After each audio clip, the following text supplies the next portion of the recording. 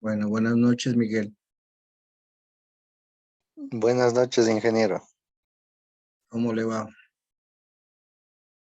Mucha jodido por acá, no sé si se va la luz porque se va o será que ahí arriba en el paro están dañando a cada rato.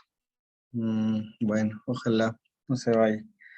Bueno, siguiendo pues con lo que es el eje de ecología, ayer hablamos sobre introducción a la agroecología. Una vez que hemos hablado sobre la introducción a la agroecología, vamos a hablar sobre la ecología, ¿no?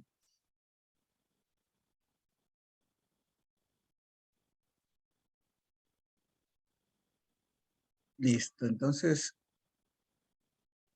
bueno, la ecología es una ciencia, como dice pues en la diapositiva, que ocupa el estudio de la interacción entre los organismos y su ambiente, componentes bióticos y abióticos. ¿Qué son componentes bióticos? ¿Se recuerdan? Y abióticos.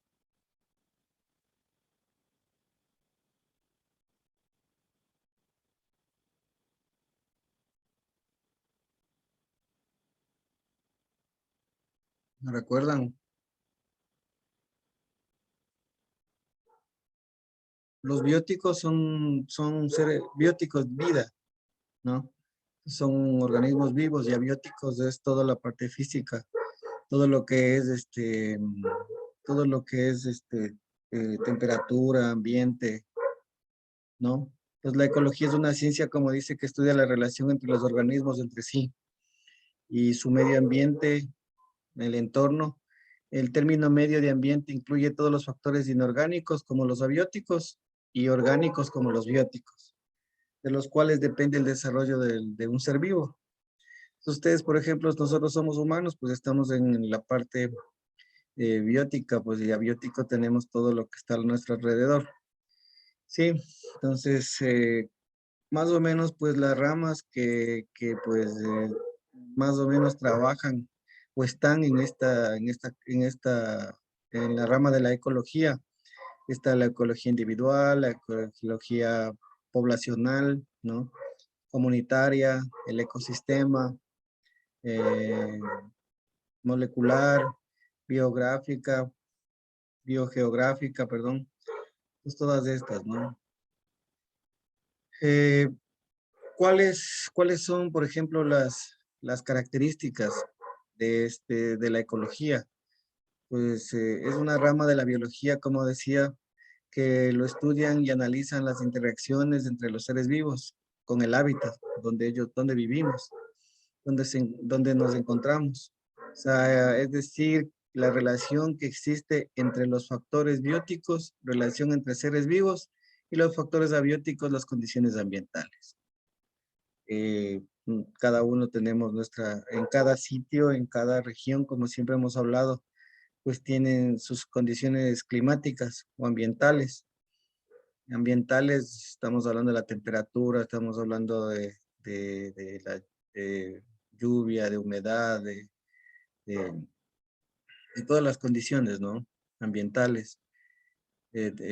Y pues y los factores bióticos, como dije, es la relación entre los seres vivos.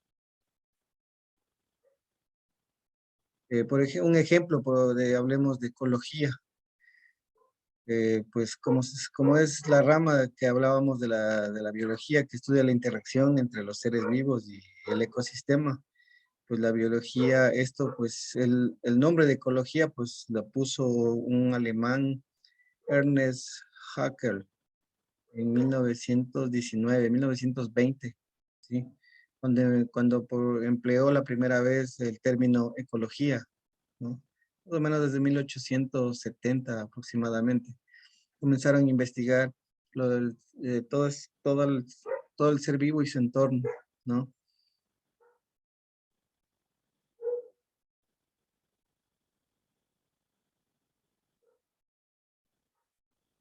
Entonces el ambiente que estamos hablando es un sistema natural o transformado en el que vive la humanidad.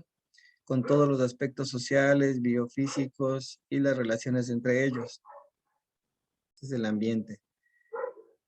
¿Qué es el biotipo? No sé si se acuerdan.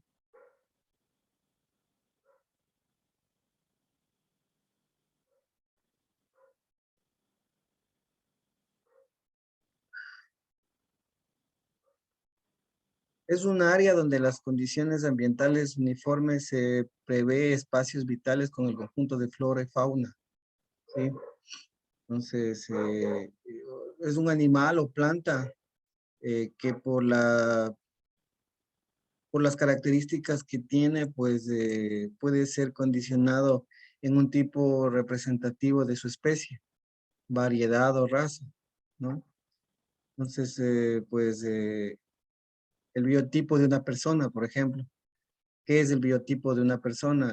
Es el ámbito de la psicología que conoce como biotipo, el tipo de la personalidad vinculado con cierta estructura morfológica de un sujeto, ¿no?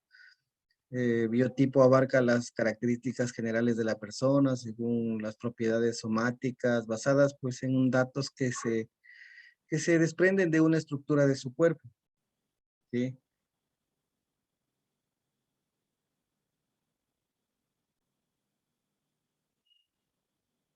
Y pues avanzamos a ver lo que es la biocenosis.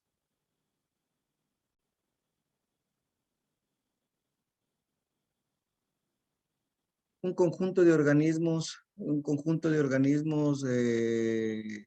vegetales o animales que viven producen en determinadas condiciones en el medio biotopo, ¿no? Entonces aquí, por ejemplo, es un conjunto de organismos de todas las especies que coexiste en un espacio definido llamado biotopo, en el cual sufren cambios de acuerdo al clímax, maduración, fase exploradora, ¿sí? Vamos a poner un ejemplo. El- la biocinosis es la parte del ecosistema formada por los organismos vivos, o sea, es decir, animales, plantas, microorganismos, todos aquellos que poseen vida. Esa es la biocenosis. Entonces ahí donde está, a ver, animales, plantas y microorganismos. Son los seres vivos, ¿no? En los animales, pues ustedes saben cuáles son, plantas, igual la parte vegetativa, y los microorganismos donde están los hongos, bacterias, virus, etcétera, ¿no? Lo que también se denomina parte de la biótica, ¿no? Siempre es parte de la biótica. Por otro lado, el biotipo es la parte física del hábitat de los seres vivos, ¿sí? Entonces, para describir bien entre la biocenosis o comunidad, que es el conjunto de seres vivos, ¿sí? Que habitan en un determinado lugar, que son factores bióticos, tiene vida. El biotipo es el espacio físico natural que determina el lugar donde se desarrolla la biocenosis. Es la parte viva del ecosistema, donde es la parte viva, lo que tiene vida, ¿sí? Entonces, aquí más o menos lo que podemos ver que es el conjunto de elementos vivos, ¿sí? Se denomina biocenosis a los peces, como he dicho, a las plantas, y el conjunto de elementos no vivos o bióticos, que sería el agua, la tierra de la pecera, las piedras, eso sería un ejemplo. Entonces, en una pecera nosotros tenemos la biocenosis, los peces y las plantas como seres vivos. Y el conjunto de elementos no vivos o bióticos es el agua, la tierra de la pecera y las piedras también que están ahí. Ambos se relacionan y coexisten. Entonces, dado que los peces, por ejemplo, necesitan oxígeno para respirar y las plantas para comer, ¿sí? Entonces, todos están en la parte del biotipo y de la biocenosis.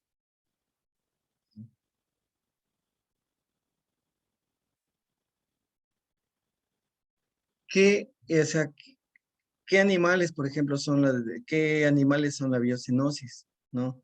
El término biológico que hace referencia a los seres vivos presentan en un ecosistema, pues esto podría definirse como el conjunto de poblaciones biológicas que comparten un área determinada y difieren en el tiempo, ¿sí?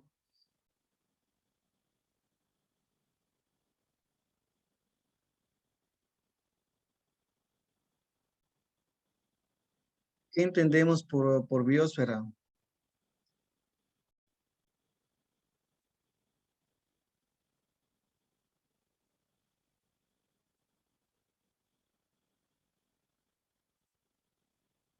sé si se acuerdan. La biosfera es el sistema formado por el conjunto de seres vivos del planeta y sus relaciones, conocida también como el ecosfera y biogeósfera, ¿no? Entonces, la biosfera es el conjunto que forman los seres vivos en medio en el que se desarrollan. Entonces, es la capa continuada por agua, tierra y una masa delgada de aire, ¿sí? En el cual se desarrollan los seres vivos. Comprenden desde unos 10 kilómetros de altitud a la atmósfera hasta el fondo de los océanos, ¿sí? Entonces, bueno, 10 kilómetros, ya estamos hablando de 10.000 metros sobre el nivel del mar. El Chimborazo debe estar en unos 6.000, 7.000 más la altura de 3.000, sí, estamos hablando, entonces 10.000 metros sobre el nivel del mar hasta el fondo de los océanos. El mar está a cero, pues y de ahí bajaríamos la profundidad del mar, ¿no? Entonces, hay bastantes metros de diferencia según el hábitat que tengan, ¿no?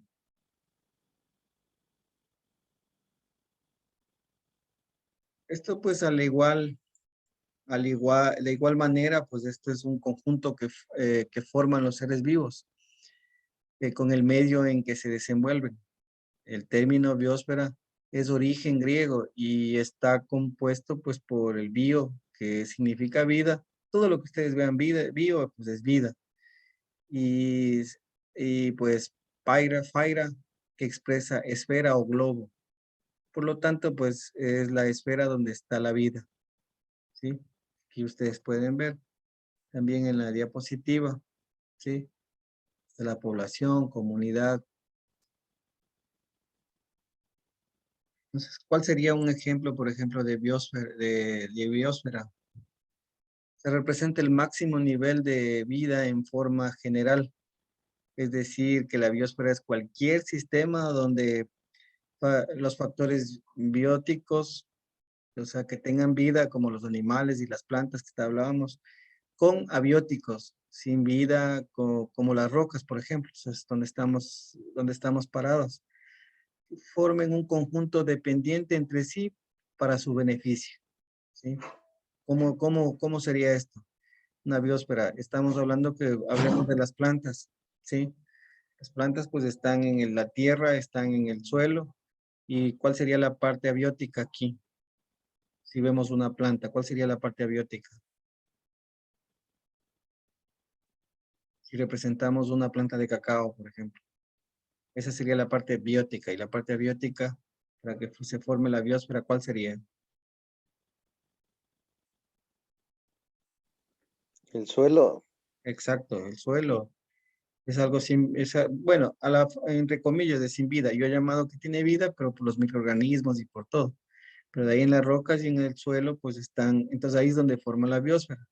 Entonces no se olviden la parte biótica y abiótica, que siempre vamos a hablar de eso. La parte biótica son los animales, los microorganismos y pues las plantas. Son seres vivos, biótico y abiótico es toda la parte pues del conjunto dependiente y esas entre ellos se benefician en su beneficio. La planta de qué se beneficia? Es una autótrofa porque se beneficia de los nutrientes que está en las rocas, que está en el suelo, de la roca madre, de lo que está en el suelo, ¿sí? Entonces hace su vida. Heterótrofos van a ser los que se alimentan necesitan alimentarse de vegetales. Nosotros los humanos necesitamos vegetales, carne, derivados de animales y todo eso, carne, de todo. Entonces, pero la planta se alimenta, se autoalimenta, se alimenta en el suelo. no tiene que estar yéndose a coger frutas ni nada de eso. Entonces, esto es más o menos, miren las condiciones, cómo es una biosfera, cómo está en el ecosistema. Por eso es que la ecología, en la parte ecología, de la ecología, la biosfera es el sistema formado por el conjunto de seres vivos propios del planeta Tierra, ¿sí? Juntos en el medio físico que rodea y que ellos contribuyen a conformar, ¿sí? No es otra cosa. Entonces, ¿cómo, por ejemplo, cómo se originó? Hablemos un poquito más allá. ¿Cómo se originó la biosfera? La biosfera surgió en nuestro planeta hace alrededor de 3.500 millones de años, hablemos así. Y desde entonces evoluciona en complejidad y biodiversidad, a pesar de haber atravesado numerosas extinciones masivas que pues siempre escuchamos, el ser humano forma parte de ellas y por lo tanto pues también sus comunidades, naciones, ciudades, etcétera, ¿no?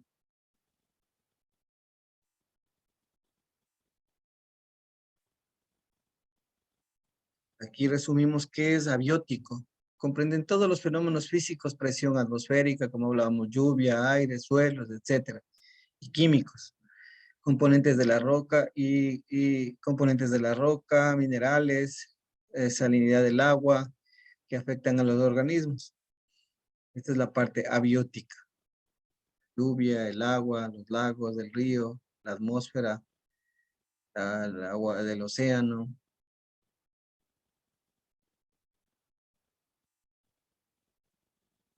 ¿Ustedes saben cuánto de agua dulce frente al agua salada y el porcentaje?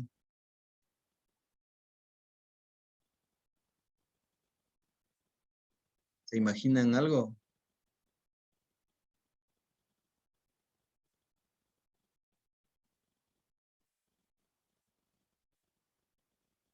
Hay más o menos el 1.5 de agua dulce. El 15%, perdón. De lo cual el 1% es agua potable que se puede. El resto es todo es agua salada.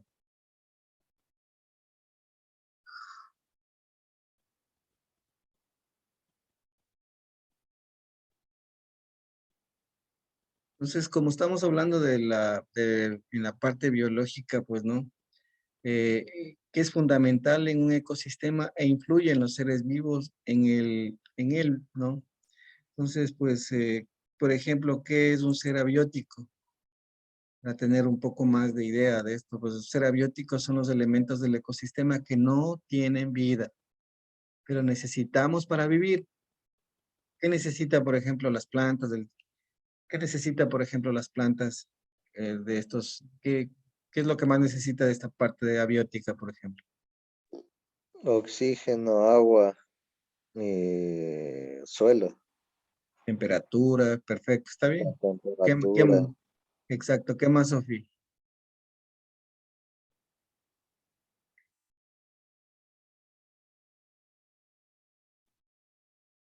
Bueno, entonces siempre pues tenemos, o sea, van a vivir, o sea, no tiene vida, pero necesitamos, ¿sí? Nos hemos adaptado nosotros pues a todo en el mar, por ejemplo, donde están o en los acuíferos y todo esto, pues entonces es un ecosistema donde pues están los peces, donde están las algas, tienen vida, ¿no? Pero necesitan el oxígeno, necesitan el suelo, las rocas, etcétera, ¿no? Para poder vivir. No tienen vida, pero necesitan para vivir. Entonces, aquí, por ejemplo, ¿cómo podríamos describir entonces el término abiótico? ¿Sí? Abiótico o biótico, el antónimo sería abiótico, que el uno es vida y el otro pues es algo inerte, el cual es el medio donde existe vida y sus factores son los seres vivos de un ecosistema como la flora, la fauna y otros. Estamos hablando de animales o plantas. Se ve también los bióticos, el término abiótico está relacionado con la teoría abiogénesis, que se desarrolla en el año 1970 por Thomas Huxley, ¿no? Entonces, esto y para dar un ejemplo de cuáles son los seres abióticos, ejemplo, pues, y factores bióticos y abióticos del ecosistema, está influenciado por factores tanto bióticos como abióticos, y los factores bióticos incluyen los animales, plantas, hongos, bacterias, ¿no? Algunos ejemplos de factores abióticos son el agua, el suelo, como dijo Miguel, el aire, la luz solar, la temperatura, los minerales, pues por medio de la luz, por medio de la temperatura, por medio de, del CO2, del oxígeno, del agua. La planta puede hacer la fotosíntesis y pues tiene vida y comienza a trabajar, lo cual pues trabaja y absorbe el agua del suelo, absorbe toma los minerales que están en el suelo y la planta pues se alimenta y puede desarrollar, ¿sí? Pues si la planta no tuviera ninguno de estos seres abióticos, pues no podría producir. Igual los humanos, imagínense que no hubiera nada que comer, nada, absolutamente nada de esto, temperatura o todas las condiciones, pues es invivible, ¿no?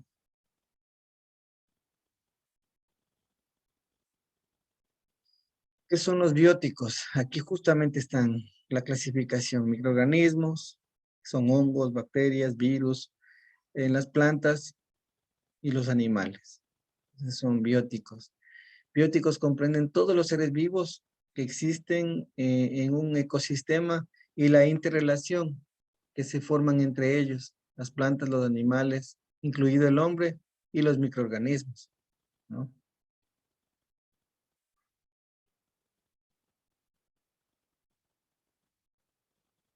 Entonces,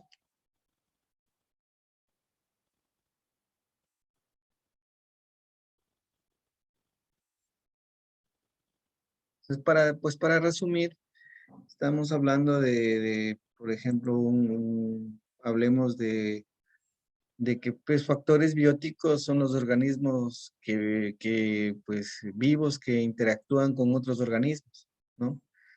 Hablemos cómo interactúa, por ejemplo, las plantas con los microorganismos, con hongos, con bacterias, con virus, cómo interactúan, cómo le ven.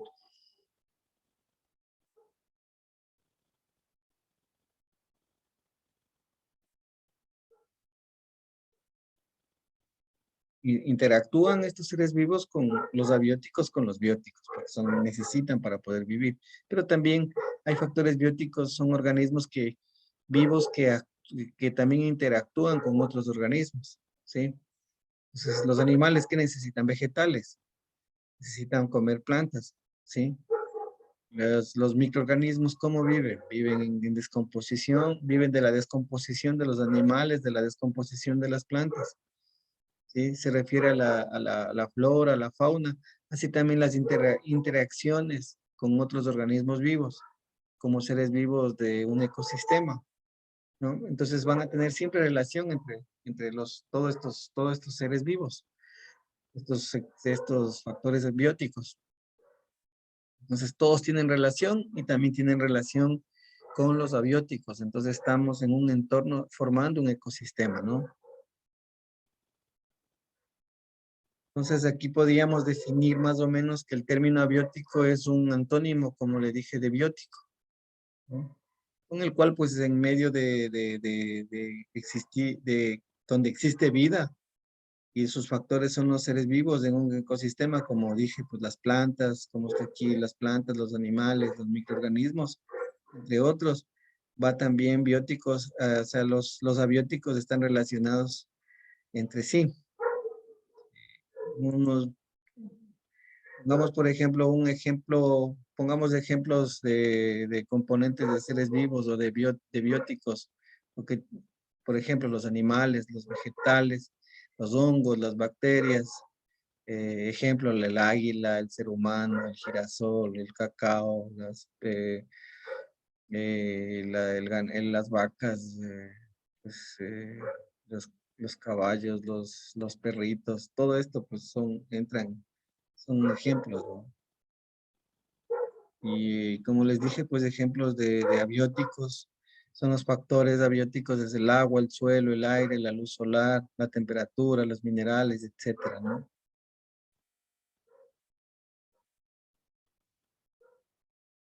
¿Qué importancia, cuál es la importancia de la ecología? ¿Qué piensan ustedes ya escuchando un poco del estudio, pues que estamos, lo que estoy hablando? ¿Cuál sería ya lo que han escuchado, cuál sería entonces la importancia que hay de este estudio de la ecología? De lo que vemos, la importancia de la ecología, como bien lo dice, estudia la interacción, ¿no? Y en sí todo, porque todo se va entrelazando entre abióticos y bióticos. Como dice usted, entre de animales necesitan de las plantas de los microorganismos, animales entre animales igual interactúan ahí. eh, y también necesitan de la parte abiótica, ¿no? Para poder, para poder vivir, en otras palabras. Entonces, por eso es importantísimo ir dándonos cuenta de las relaciones que va teniendo la ecología o del estudio que tiene la ecología, ¿no? Ujú. Que relaciona todo. Sí, está, gracias, Miguel. ¿Qué dice Sofi? Sofi, Sí, Inge, la ecología, aparte de estudiar la composición y estructura dentro de sus funciones, también es parte importante de la biología de los ecosistemas. Entonces, la interacción de estos organismos, cómo funcionan y cómo pueden trabajar juntos, puede en gran medida ayudar a la conservación del medio ambiente. ujú, También teniendo una adecuada asignación de todos los recursos que existen. Entonces se puede mejorar a poder conservar la energía, el tiempo. Entonces es parte importante. sí. Sí, sí, está muy bien lo que han dicho, pues que la ecología, que pues es la ciencia, como dije, que tiene un objetivo de estudiar la reacción que establecen los seres vivos y el medio ambiente, ¿no? En el que se desarrollan. Entonces, pues es el estudio general donde estamos nosotros, del hábitat donde tenemos, ¿no? Donde estamos. El mismo modo estudia cómo se distribuyen y el porqué de su abundancia en en un área determinada y cómo esa propiedad son afectadas por la interacción entre ellos, ¿no? Pues no todo es color de rosas, pues tenemos los hongos, los microorganismos que benéficos y también tenemos microorganismos, pues y hongos que van a afectar también tanto a los animales como a las plantas, pues los parásitos y también vamos a tener microorganismos en las plantas que van a ayudar a que se alimente la planta. Pero también vamos a tener microorganismos entre bacterias o virus que van a atacar todos van a querer vivir y van a buscar un hábitat. Entonces, van a tratar pues siempre es la ley del más fuerte, ¿no? Entonces, eso es lo que estudia la ecología, la relación, como dice, la interacción de los componentes bióticos con los abióticos. Estudia la composición, estructura y las funciones de los microsistemas biológicos. Bien. Otra pues se encarga de establecer los mecanismos para preservar y mantener el equilibrio en la naturaleza. ¿Qué pasaría si no hay descomposición, si no hay los microorganismos, de todo lo que muere, los seres vivos, los abióticos? ¿Qué pasaría si no hay quien se alimente de todo esto?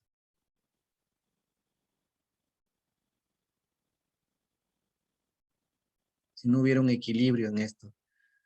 No hubieran las carroñeras, no hubieran el cóndor, todas estas aves de rapiña, no hubieran microorganismos o los gusanos que se comen y todo eso, descomponen. No, simplemente no habría vida, pues, porque no habría esa relación, interconexión que tienen, o sea, no habría descomposición, si no hay oxígeno, igual no habría vida, o sea, la Ujú. parte abiótica y biótica, o sea, no habría esa relación y no existiría todo lo que existe hoy en día. Porque, por ejemplo, eh, como dice la parte ecológica, ¿no? Entonces, por ejemplo, a veces en los potreros como cogían y tumbaban todito, entonces casi por la radiación solar no existen microorganismos en esas partes. En cambio, si quedan ahí árboles, en esa parte donde quedan los árboles caen las hojas, existe cierto tipo de humedad con el agua, el oxígeno, existen ahí ciertas eh, microorganismos que empiezan a ayudar incluso a la descomposición y también estos ayuda a mejorar los suelos y todo. Entonces, por eso es importante justamente todo esto que estamos hablando, ¿no? Sí, sí, sí, Miguel. ¿Qué dice Sofi?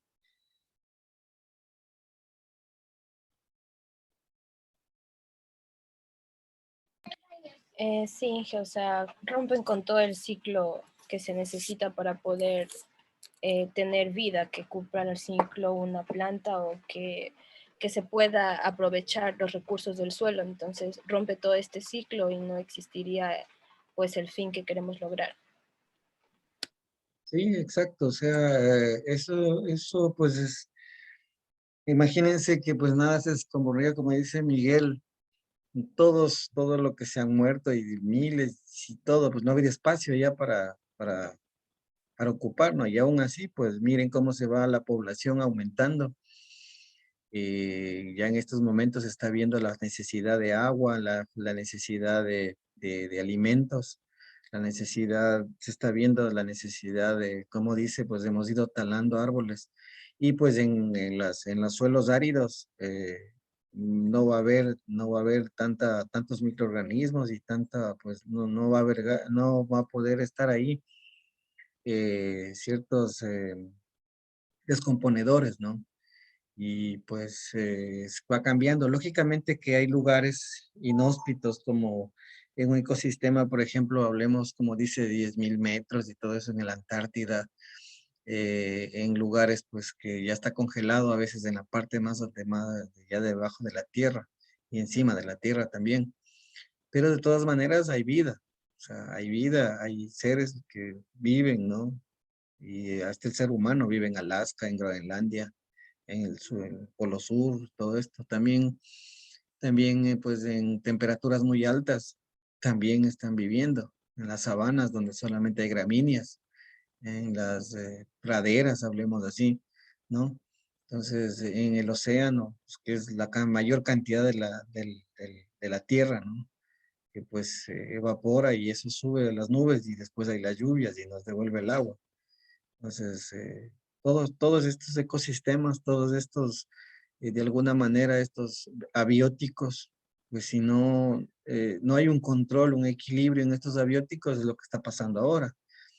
Pues hay lluvias donde, miren, este momento, pues no sé si estén lloviendo por la zona donde ustedes todavía, y es junio.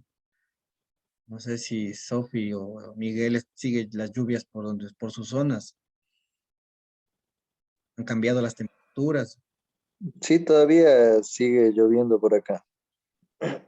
Mm, Mire, entonces, si pues no hay un control, bueno, nadie puede controlar esto, pero con esto que hemos dañado, hemos usado estos químicos, estos agroquímicos, las industrias, bueno, la misma tecnología, como hemos ido pues cambiando. eh, Vamos entorpeciendo la directriz de esto, ¿no? Estamos un poco, hablemos pues que necesitamos la ecología para insertarnos en un ecosistema armónico y de paz, ¿no?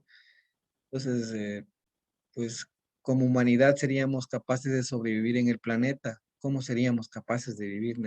Necesitamos la ecología para o sea, insertarnos en un ecosistema armónico, ¿sí? Así como nuestros pasos por el planeta verde es el único, ¿no? Entonces, miren, pues tenemos que tratar de convivir y de llevarnos bien con la naturaleza. Y una de estas es la agroecología, por ejemplo, es una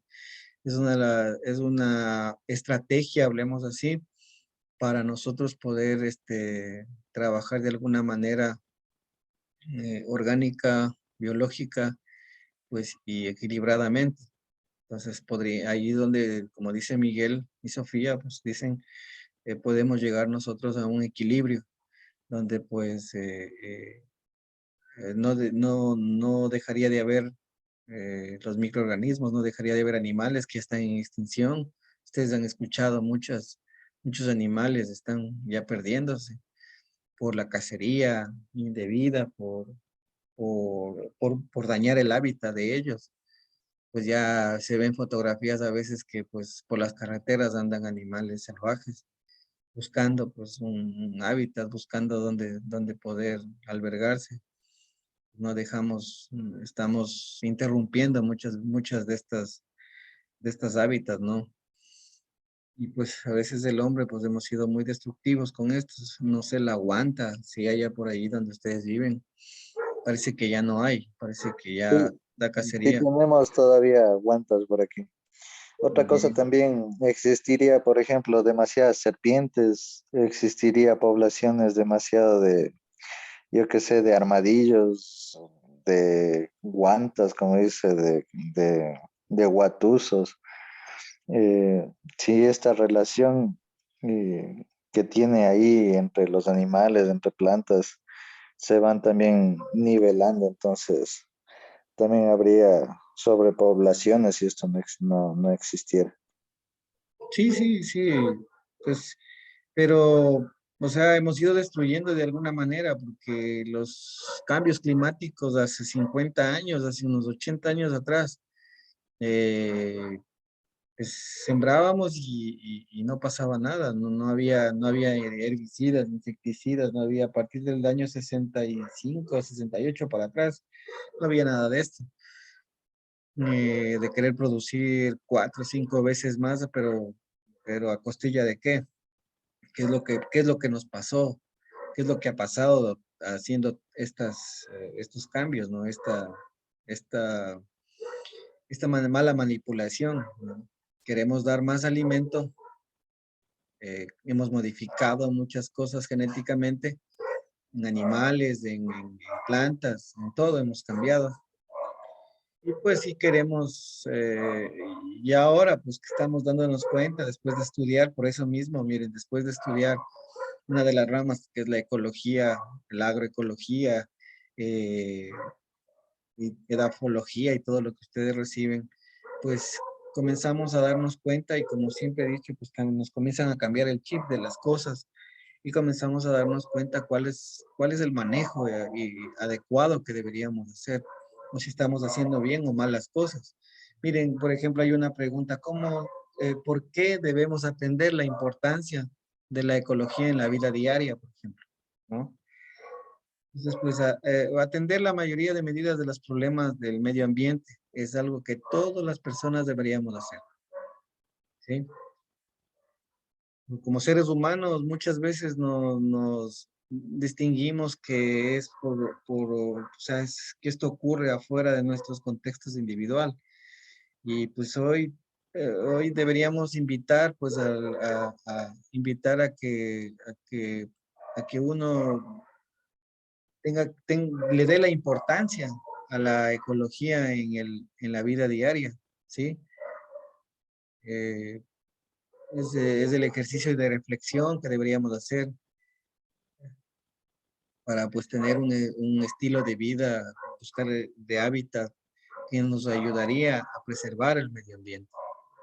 Entonces, esto está invitándonos, una vez que nosotros comenzamos a estudiar la agroecología, la ecología, pues que pues dice contribuye al uso racional de los recursos biológicos, racional, pues nos hemos extendido mucho y hemos dañado hemos modificado muchos hábitats, muchas cosas. No sé si todavía hay Guayacán, por donde ustedes hay tal vez Moral o tal vez tengan algún árbol pues que sea nativo de ustedes. No sé si han escuchado de eh, de algo que sea nativo de su zona. El cedro. Aquí todavía queda el cedro, muy poco, pero ha habido canelo, que es una de las mejores maderas que ha sido aquí en el sector, que también por ahí creo que muy, muy poco también. Y árboles pequeños, más que eso. Ya, miren eso, por ejemplo, ¿no? Entonces, eso es lo que hablábamos también bueno, en otras clases, otras materias hablábamos de las semillas, de estas semillas modificadas y todo esto. Eh, pues lo que hemos perdido, hemos perdido el cuidado de nuestras semillas que pues están adaptadas a nuestros climas, adaptadas a nuestro entorno, adaptado pues, a nuestras tierras, a nuestros suelos. Y a veces pues hemos escogido, no sé si mal o bien, pues hemos escogido algo que produce más, pero necesita mayor cuidado y pues por ende, si es productiva, pues tenemos que poner un montón de químicos y todo eso para poder dar todo el potencial genético que se llama, ¿no? Entonces, me sumo también a eso y ahí es donde nosotros hemos ido cambiando el hábitat de muchos, tanto de las plantas, de los animales y de los microorganismos. Se han vuelto más agresivos los microorganismos, como los hongos, que perjudican, se han vuelto más agresivos. Ahora vemos enfermedades en cualquier tipo de cultivo. El maracuyá es difícil ahora subir una planta de maracuyá en un invierno, porque los hongos y los problemas están ahí, los problemas de insectos, los problemas de enfermedades y todo están ahí. Entonces, eh, la yuca, que ahí tiene sus problemas de enfermedades. Todos los cultivos, pues ahora se han vuelto ya un poco más difíciles de trabajar por este problema del mal manejo que hemos hecho.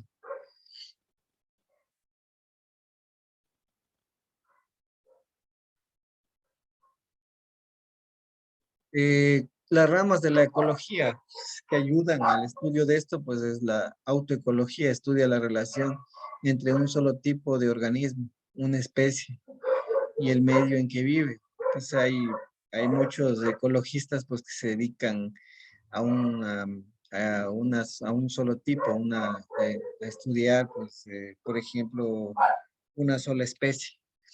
Eh, mm, Algunos que se dedican solamente a lo que es ganado vacuno, por ejemplo, otros se dedican a, a, pues, a cualquier tipo de animal o cualquier tipo de organismos, ¿no?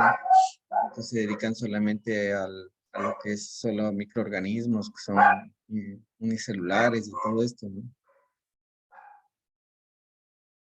La cineecología estudia las relaciones entre las diversas especies pertenecientes a un mismo grupo y el medio en que vive. Sí, estudia las relaciones entre diversas especies pertenecientes a un mismo grupo. Entonces, es lo que nosotros más o menos trabajamos en el campo, ¿no? Tenemos que estudiar los microorganismos, tenemos que estudiar también pues eh, las dos tipos, ¿no? Tanto los microorganismos como los vegetales. Y pues, y a veces y tenemos que estudiar también los animales. Si nosotros sembramos pasto, que ese es un ser vivo, las plantas es un ser vivo, un biótico, pues el alimento del ganado, que es otro animal, es que es el animal, que es también biótico, ¿sí? Entonces, eso, ese es un ejemplo, ¿no? De la relación entre diversas especies pertenecientes al mismo grupo. También hay otros, ¿no? Que pertenecen al mismo grupo, el medio en que viven. El sistema, sistemas.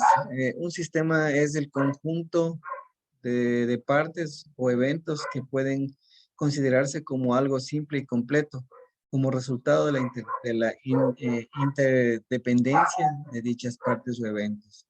¿Sí?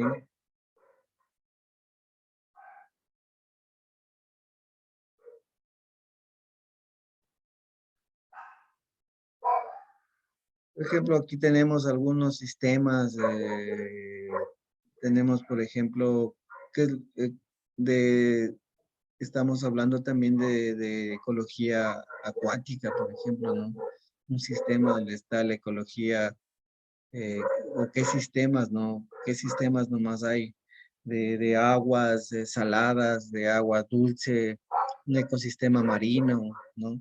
Comprenden de aguas de alta concentración de sales, entre otros grupos como mares, océanos, arrecifes y todo esto, ¿no? Ese es un sistema donde se podría estudiar. El sistema abierto depende del abierto externo para entre ellas y salida, perdón. Sistemas cibernéticos utilizan algunos tipos de mecanismos de retroalimentación para su autorregulación, ¿no? Donde está la materia, la energía, componentes abióticos, sistemas biológicos, donde está el genético, celular, orgánico, población, los niveles de organización. Niveles de organización, el ser, cualquier cosa que existe, seres vivos y seres inertes, ¿no? La relación que existe en la organización, individuo, cualquier ser vivo de cualquier especie, ¿no? Existe el individuo de cada uno de ellos. La organización, especies, pues es un conjunto de individuos que posee el mismo genoma. Es el genoma, conjunto de genes que determinan las características fenotípicas de una especie, ¿sí? Estas son la parte fenológica o fenotípica, es la apariencia física del animal, ¿no? Apariencia física, perdón, es la apariencia física. Ese es el conjunto de genes, pues, que dan sus caracteres hereditarios y pues son las características fenotípicas o características externas, ¿no? Las genotípicas son otras. La población es un conjunto de individuos que pertenecen a la misma especie y ocupan el mismo hábitat, ¿sí? De la misma especie.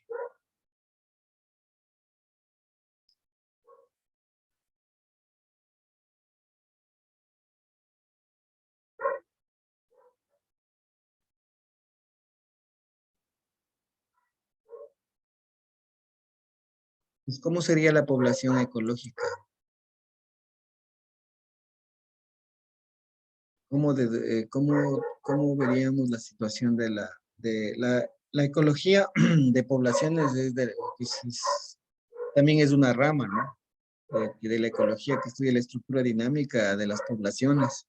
Podemos definir una población, un conjunto de individuos de una misma especie, como decía, de hábitat de un mismo lugar en un mismo tiempo, ¿sí? Entonces aquí, por ejemplo, tenemos la población como dije, es un grupo de organismos, ¿no? De una misma especie en factores ambientales y una mezcla libremente unos a otros, ¿no?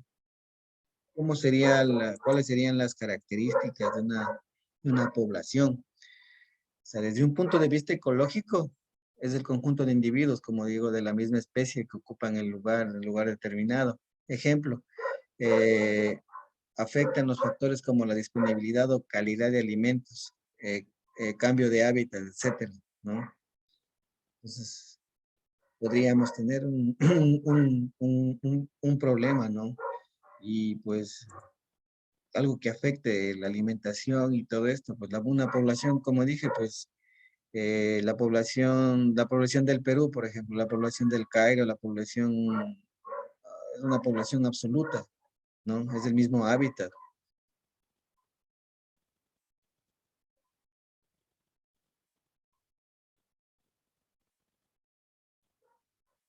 La comunidad. comunidad es un conjunto de poblaciones, aquí es el conjunto de poblaciones, ¿no? Interactuando entre sí, ocupando el mismo hábitat. Siempre estamos hablando del mismo hábitat. Es una comunidad.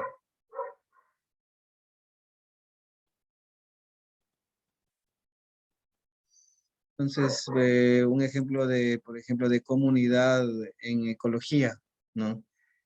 Pues, como dije, llamamos comunidad biológica al conjunto de animales y vegetales que habitan el mismo tiempo en una misma zona geográfica, ¿no? Y que interactúan entre sí y con el mismo ambiente. También los animales o plantas de una misma especie generan comunidades, por ejemplo, una comunidad de abejas o una comunidad de lombrices, ¿no? Entonces están pues estas generan una comunidad, interactúan ellas en el mismo hábitat, ¿no?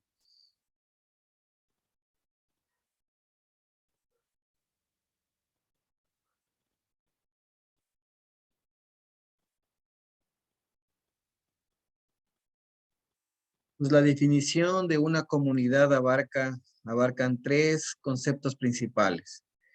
La presencia conjunta de varias especies en un área, ¿sí? Conjuntos formados por grupos casi semejantes de especies recurrentes en el espacio y en el tiempo, lo cual significa que si puede identificar como un tipo de comunidad que tiene una composición relativamente constante, las comunidades tienen una tendencia hacia la estabilidad dinámica. Este equilibrio tiene a restaurarse después de una alteración.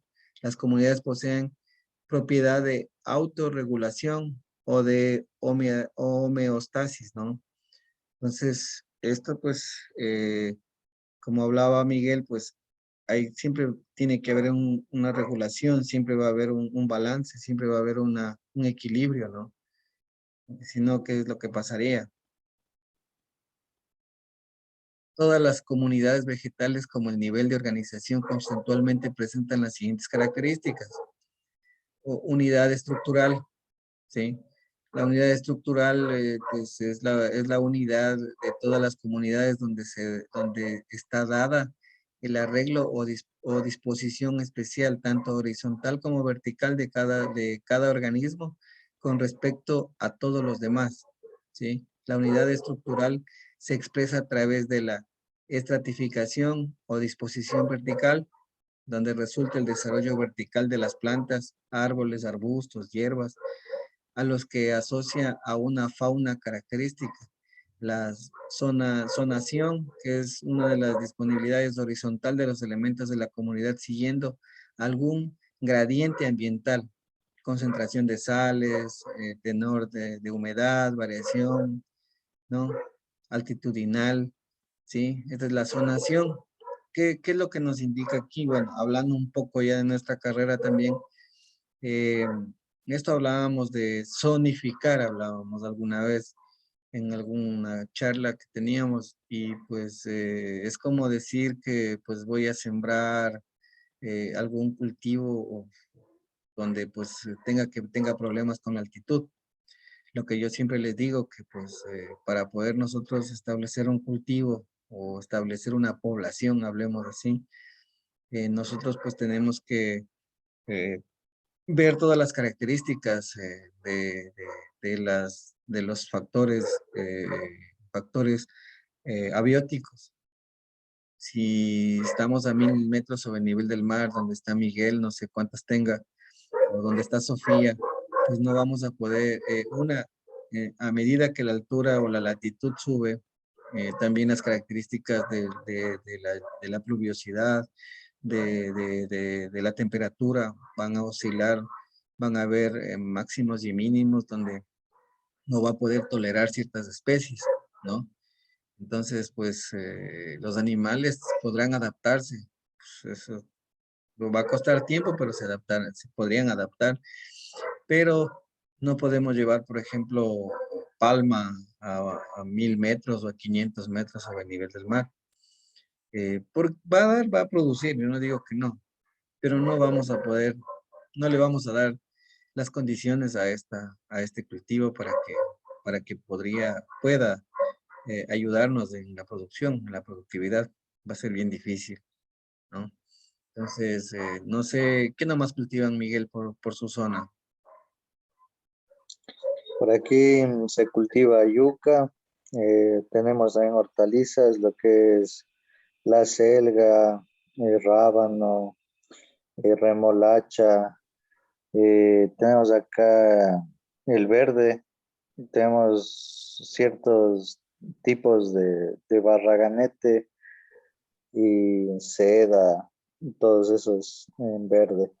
Eh, limón que se da aquí, acá cultivan la naranjilla, el tomate, cultivan también la granadilla.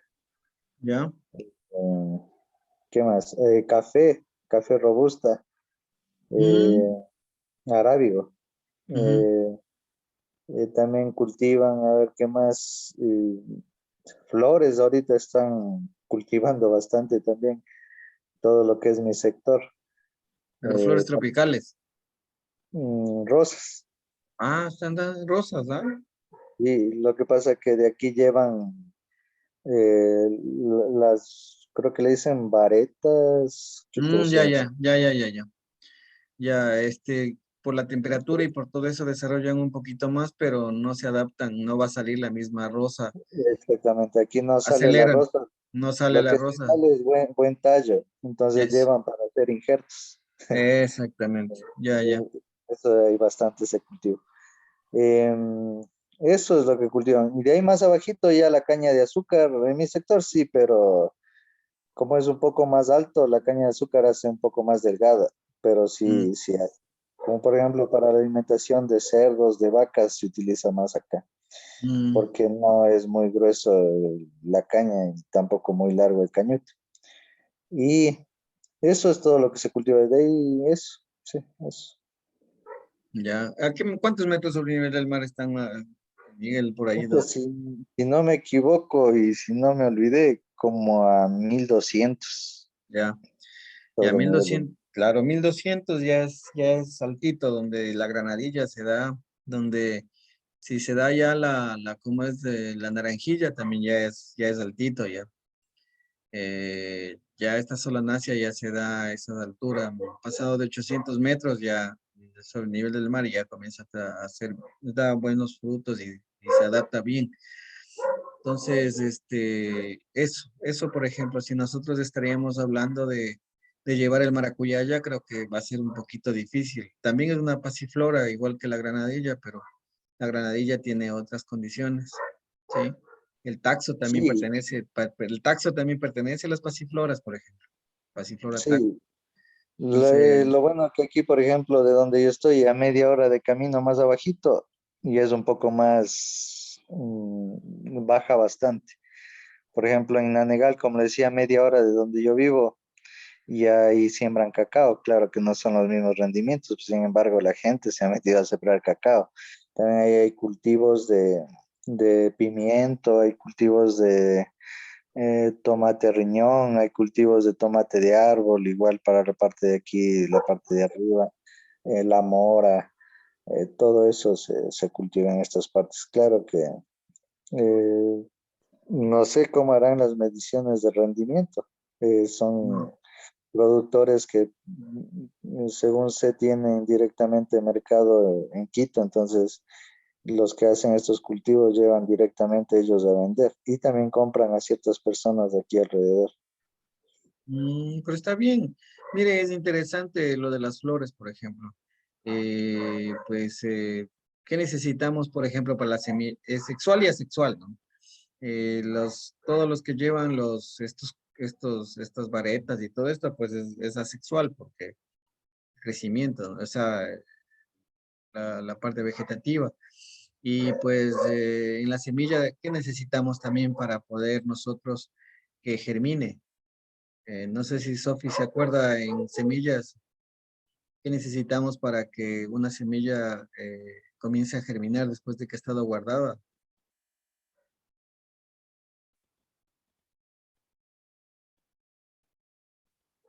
Sofi. Luz y agua, dije. Ay, ay, ay. Más que todo ya estar en contacto con el ambiente. De ahí con el agua y con la luz, con el sol. Luz. No, no es luz. ¿Se acuerda? Para que germine la semilla, digo.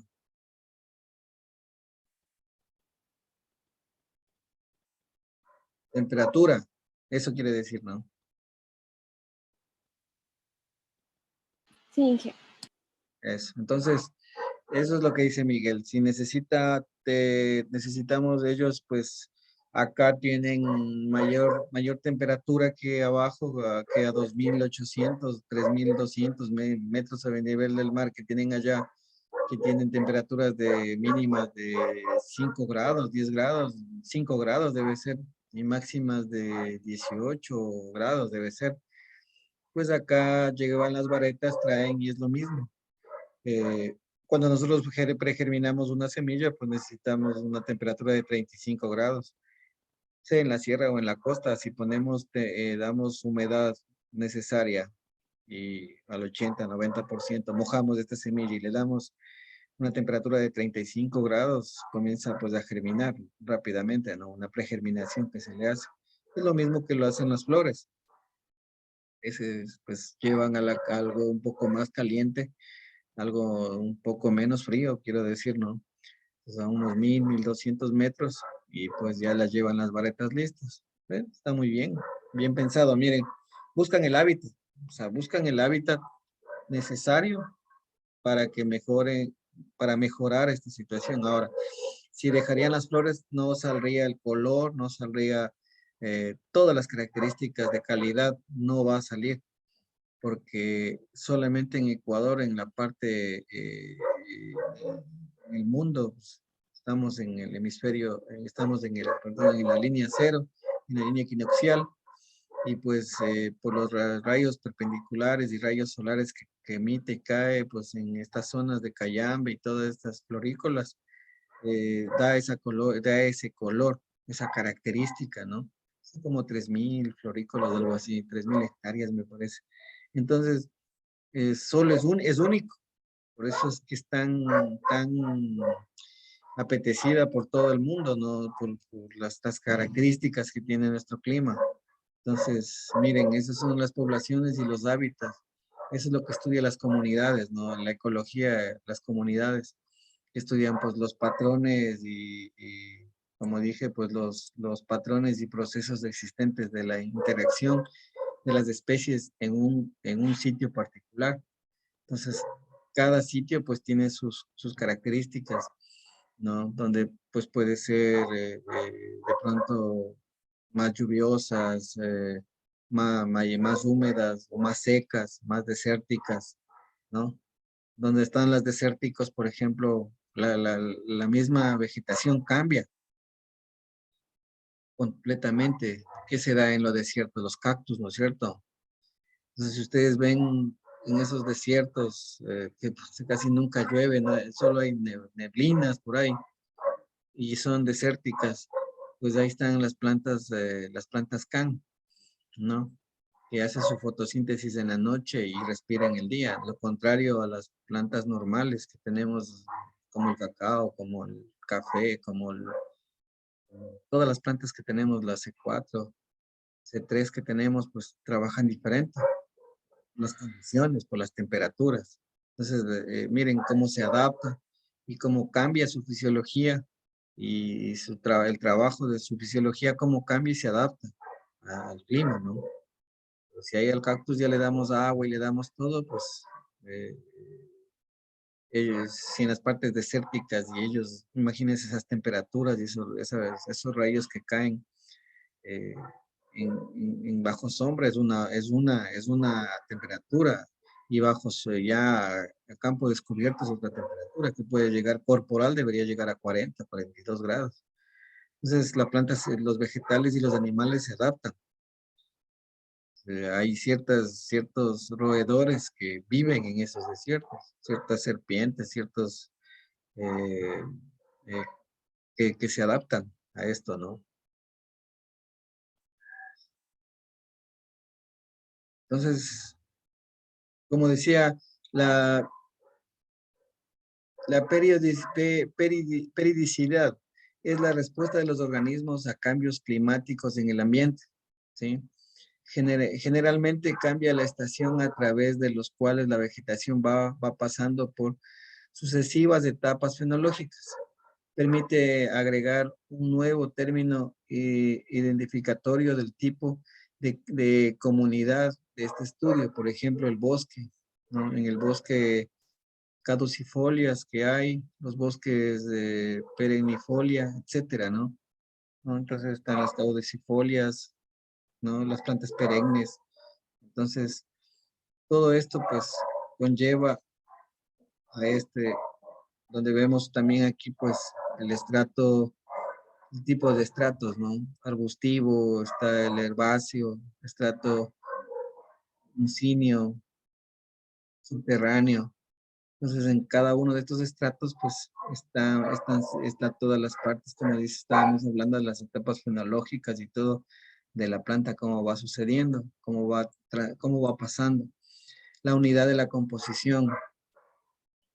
Hace referencia a la especie que integra en una comunidad, a una composición florística o taxonómica. Y también las relaciones de sociabilidad, o sea, especies que tienen siempre a aparecer juntas, así como las reacciones jerárquicas, ¿no? Pues ahí están viendo por ustedes la taxonomía, por ejemplo, ¿no?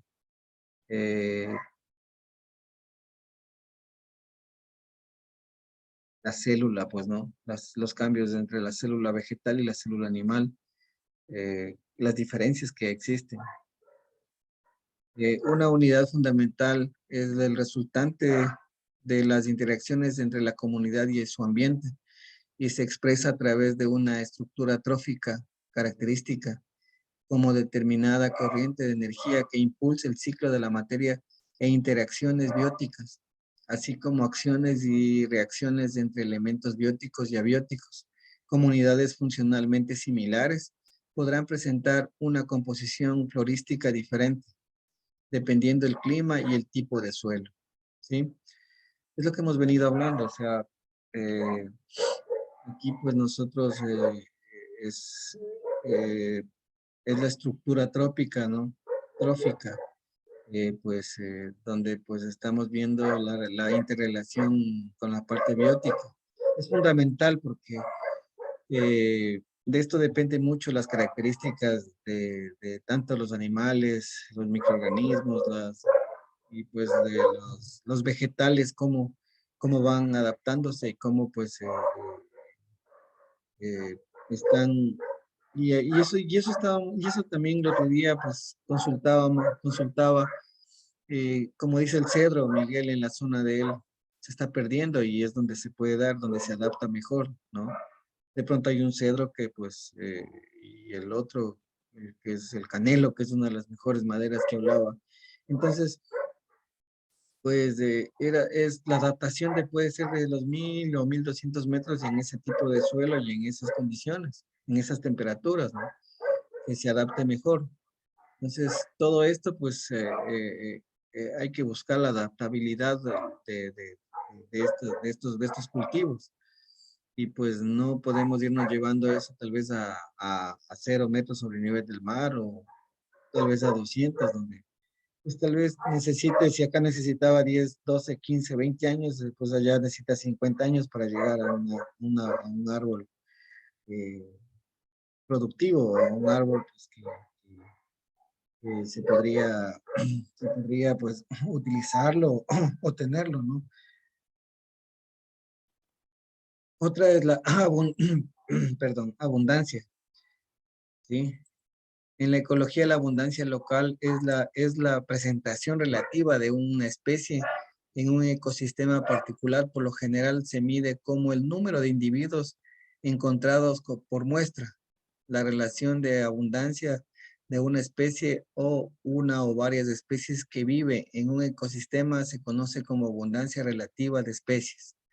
Ambos indicadores son relevantes para el cálculo de la biodiversidad. Se utiliza una variedad de métodos de muestreo para medir la abundancia. para animales más grandes. Estos pueden incluir recuentos de reflectores, recuentos de seguimiento y recuentos de acciones de tránsito, así como presencia de estaciones de monitoreo. Bueno, esto del monitoreo, pues eh, es prioridad, porque muchas veces tenemos un cultivo, por ejemplo, qué sé yo, eh, hablemos así se me ocurre, de cítricos.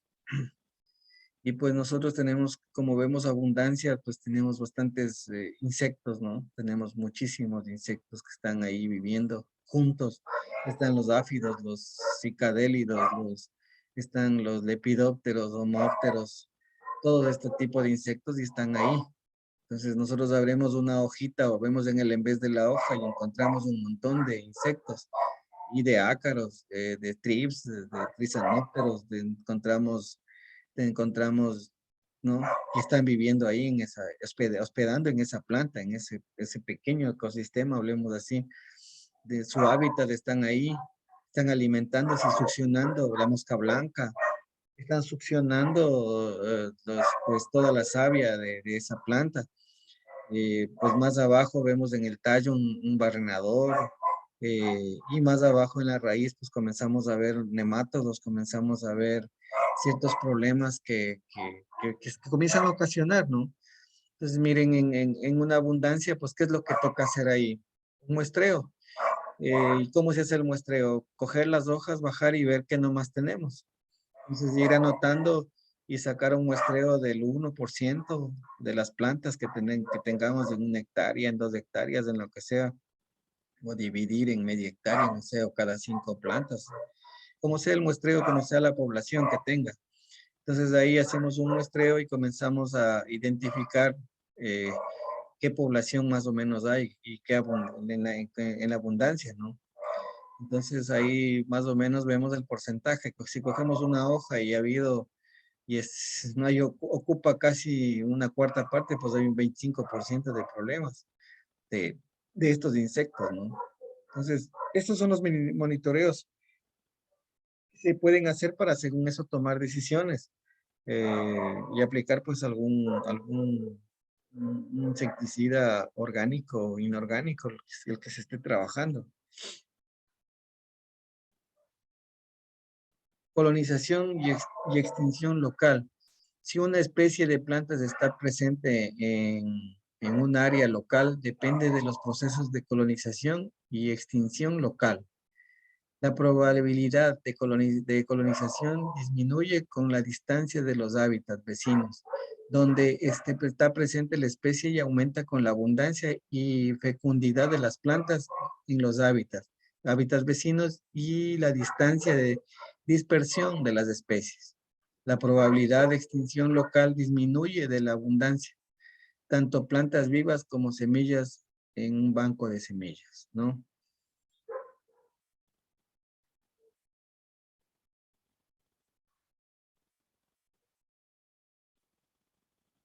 Entonces, de ahí, después de ver todas estas características y todo esto en resumen, un poco hablando de la ecología, mm, nos basamos un poco a lo que es la agroecología, ¿no?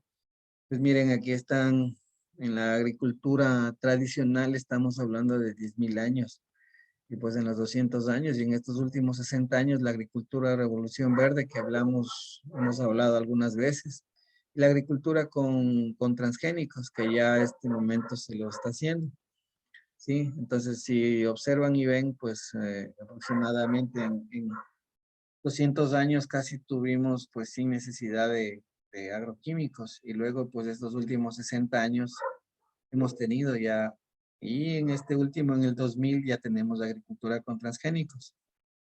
Pues en X están ¿no? Entonces, miren aquí qué es el centro de origen de las plantas cultivadas. Es un centro de origen donde hay mayor diversidad de tipos de especies determinadas. Miren, 12 variedades de papas, 12.000 variedades de papas entre Perú y Ecuador, ¿sí? Hay 10.000 variedades de arroz, en todo lo que es la India, Madagascar, Indonesia, ¿no? Todos los chinitos tienen bastantes variedades de arroz. Países de mega diversidad, ¿sí? En México, en Venezuela, en Colombia, Sudáfrica. Entonces, miren cuántas especies, cuántas variedades tenemos.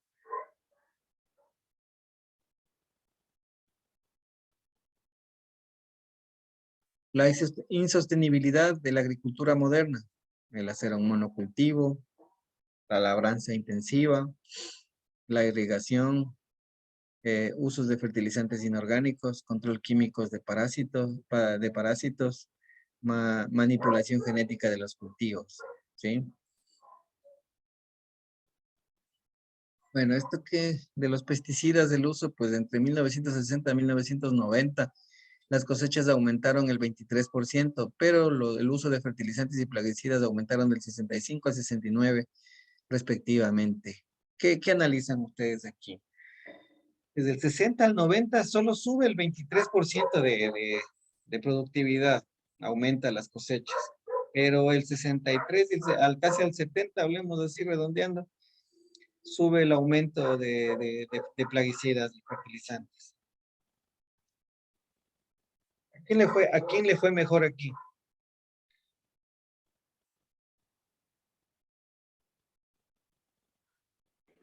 A los que venden los fertilizantes y los plaguicidas. Sí, es verdad. Los que hicieron estos plaguicidas y fertilizantes, ¿no? O sea, los que inventaron, nos estamos hablando de los que crearon y todo esto, pero debería ir a la par, ¿no es cierto? Debería ser, debería ser las curvas igual, ¿no? Deberían ser cíclicas igual, ¿no? Si sube, debería subir la cosecha, pues debería subir al mismo porcentaje, debería subir los plaguicidas y fertilizantes. Pero para subir el 23%, ¿y cuánto me cuesta y tengo que, pues pagar el 63 por el 69%? O sea, si este rato me dicen, Mario, empleas el 60% más del costo normal de una hectárea de maracuyá para tener un 23% de productividad, mejor le dejo ahí, pues. ¿Para qué voy a...? Eso ya no es inversión, pues eso ya es pérdida, ¿no? Entonces, por eso es pues actualmente estamos en ese problema. Eh, el café, el café, por ejemplo, ¿cómo está el quintal? Creo que $20, el café verde. ¿Y cuánto se coge una persona en el día? ¿Será que se coge 2 quintales? ¿Y cuánto me cuesta el jornal? El jornal me cuesta $15, no sé si esté 20 por allá. Y vendo en 20, o sea, ¿qué gano? ¿Qué hay? Entonces, no le veo yo factible, pues, hasta cierto punto, un proceso de factibilidad no le veo. Yo, ¿para quién estoy trabajando? ¿No? Entonces, y esto, pues, también toda la agricultura, pues, está, imagínense ahora el maíz, el trigo, el maíz, que es la fuente para los balanceados, para los cerdos, para el ganado, para los caninos, para toda la productividad, para los pescados, para todo. ¿Qué es lo que estamos haciendo ahora? Está creo que de 22, ahora que parece que está a 29, casi $30 el saco. ¿Sí? Subió un tremendo porcentaje de margen que ha subido. Entonces está imposible ahora. Los pollos está bien difícil, muy difícil económicamente, ¿no? Y más todo lo que todos los químicos que a veces hay que poner, más difícil todavía. Entonces la economía agrícola está por los suelos, agropecuaria, ¿no? Entonces ahora pues vean su carrera o su agroecología, pues es donde comienza a trabajar. Es utilizar, no es no utilizar los químicos. A ver, no, la tecnología se utiliza, pero podríamos sacar de la parte orgánica estudiando, por supuesto, y haciendo investigaciones. Es como Sophie parece que estuvo en la soya de lo que hablábamos ayer, que podrían dar esos, da nitrógeno, ayuda poniendo esta agua en este fertilizante, hablemos así, el agua de esta soya, poniéndole a las plantas y pues comienza a tener unas plantas verdes con clorofila y todo eso por el nitrógeno, magnesio que tiene. Entonces, ya no estamos poniendo urea ni comprando esto. A las aves o a los peces que hablábamos ayer también, podríamos darles de comer y ya nos ahorramos el balanceado. Entonces hay que buscar estos mecanismos, porque no hay otra. Así como vamos, es muy difícil. Pues para darles de comer a las gallinas del maíz ya es demasiado caro, entonces tendríamos que buscar otro alimento que tenga la misma proteína o las mismas casi condiciones que tiene el maíz. Aunque las gramíneas es bajo es un poco bajo, la de acá pues tiene el 18%, mucho más elevado el nivel proteínico. La soya que estoy hablando. Entonces, vean, por ahí es donde veo yo una de las alternativas y pues muy buenas, ¿no? La investigación así que hicieron con Paola, Sofi. Entonces, y los otros chicos que también continúan, ¿no? El curso. Entonces yo, por ahí es donde tenemos que empezar y comenzar a trabajar. Esto también de la leche que estábamos hablando ayer, que le ponen para ordeñar y le ponen oxi- oxitocina o oxitirraciclina. No, oxitocina. Oxitocina le ponen en la glándula mamaria. Estuve consultando, no está Paola, pero esto con el tiempo termina la glándula mamaria y termina con un cáncer este animalito, ¿no? Inyectan todos los días 2 centímetros, 1 centímetro o 2, me parece, en la vena, es Un donde está. centímetro es para que suelte la leche, me imagino que es eso que está hablando ahorita. Sí, pero eso es cancerígeno a la larga. Sí, Terminamos con la productividad de la vaca, no, con la vida de la vaca y estamos dañándole la fisiología de la planta, o sea, estamos cambiando, ¿no? Y lo que debemos hacer ahí es, no sé, alguien tendrá los antiguos llamaban chuctar, ponerle un ternero para que esté mamando un poco y pues ahí estimule la glándula mamaria. No sé, buscarse unos chivos, buscarse algo, pero esto de inyectar, vean, está bien complicado. Va a bajar la productividad. Claro, al inicio sí le va a dar resultados, pero llega un momento donde la vaca, o sea, a nosotros nos ponen, como decía ayer, nos ponen un alfiler, nos pinchan y saltamos porque sentimos el dolor. Te están estimulando, ¿no? Pero va a llegar un momento que la vaca ni siente si tiene o no tiene leche y todas esas cosas. Entonces, pues, va a haber un problema, va a tener un problema bien grave. Ayer hablábamos con un amigo, un veterinario, y me decía que eso está bien, bien mal. Bueno, no me meto más en eso porque no sé muy bien cómo lo están haciendo, pero no hay buenas expectativas de eso. Bueno, el aumento de plagas el aumento de plagas de dos en el siglo XIX, en 1928 a 1991, ha habido muchos aumentos de plagas. ¿Por qué ha habido aumentos de plagas? Desde el 28 al 91. ¿Por qué creen que ha habido aumento de plagas? Eso ya porque ya se dañó los ecosistemas. ya. ¿Qué más podía haber ocurrido aquí? Por resistencia también a estos insecticidas. Claro, claro. Una resistencia, daña el ecosistema. A ver, si es fácil, ¿no? Si pues a uno lo mandan sacando donde vive, de una casa, pues ya no regresa. entonces me busca molestar en otra casa. Entonces comenzamos a aplicar insecticidas, pues, y ¿qué hacen, por ejemplo, la mosca blanca? Cuando aplicamos de insecticida a la mosca blanca, suenan las bombas, la motor, por ejemplo. Yo he estado en las fumigaciones, pasé muchos años en viendo las fumigaciones y créanme que la mosca blanca se botaba al piso pensando que y uno pensaba que se está muriendo. No, ya escuchaban las bombas y se botaban al piso, al suelo. ¿Ah?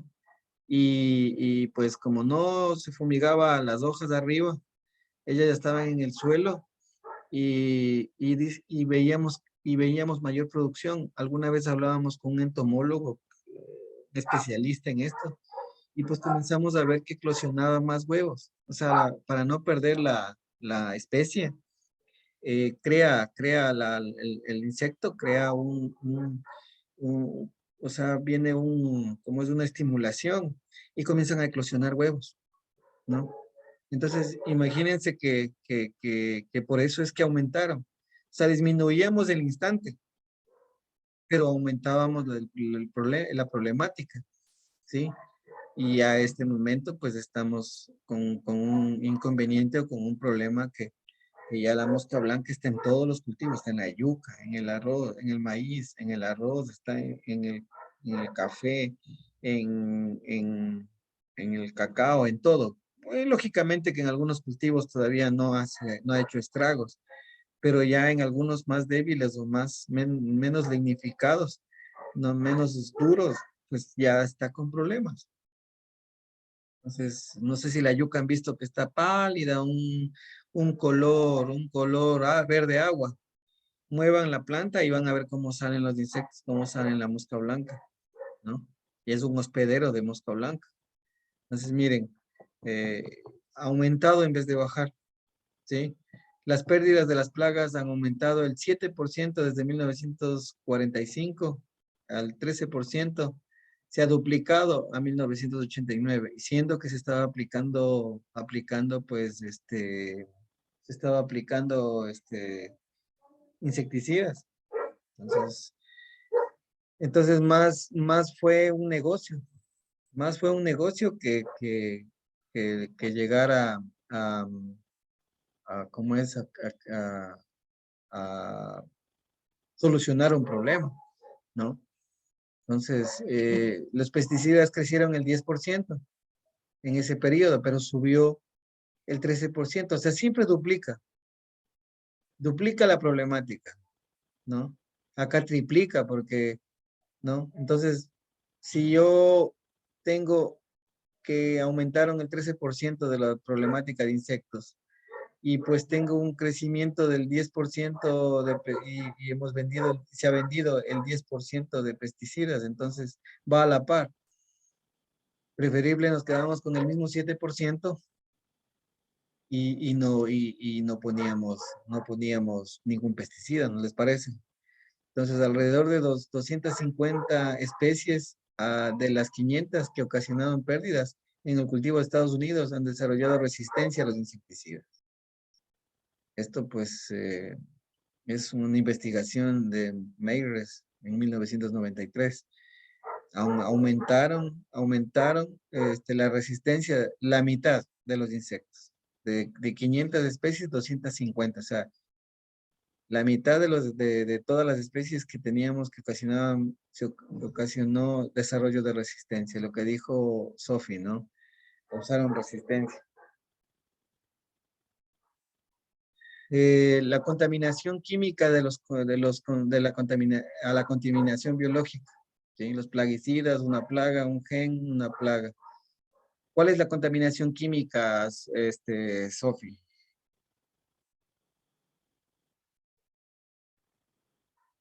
De los insecticidas, plaguicidas, Ya. sí, ¿Y, básicamente eso. y la contaminación biológica?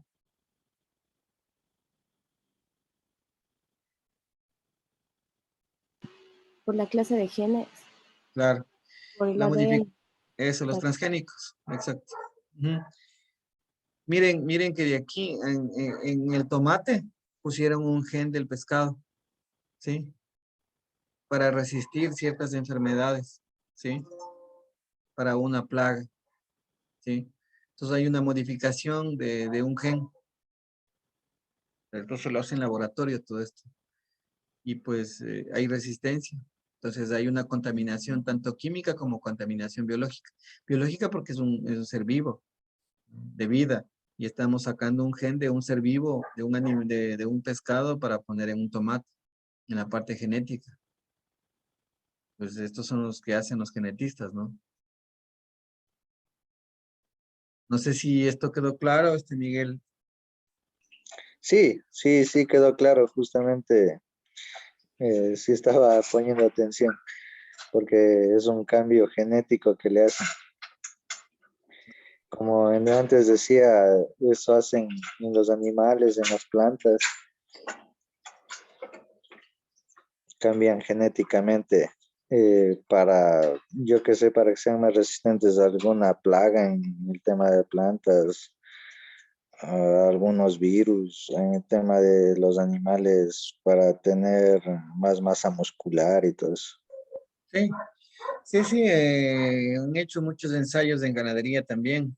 Y pues, pero como ustedes saben, ya es, mm, yo he visto algunas transgénicas, ¿no?